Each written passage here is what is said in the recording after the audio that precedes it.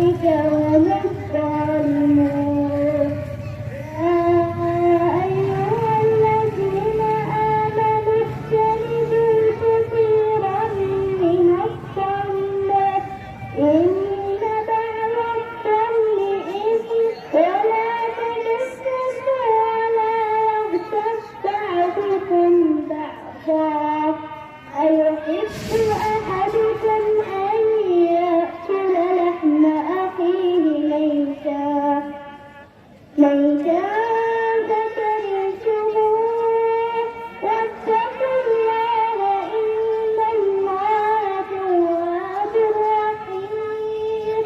يا أيها الناس إنا خلقناكم من ذكر وأنثى وجعلناكم شعوبا وقبائل لتعارفوا إن أكرمكم عند الله أتقاكم إن الله عليم خبير.